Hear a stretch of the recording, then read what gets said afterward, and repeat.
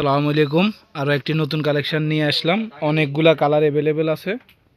তো এটা হচ্ছে আমাদের শপে এসেও আপনারা নিতে পারবেন অথবা অনলাইনেও আমাদের কাছ থেকে যোগাযোগ করতে পারেন। সবগুলা কালার হচ্ছে আপনাদেরকে দেখাই দিচ্ছি।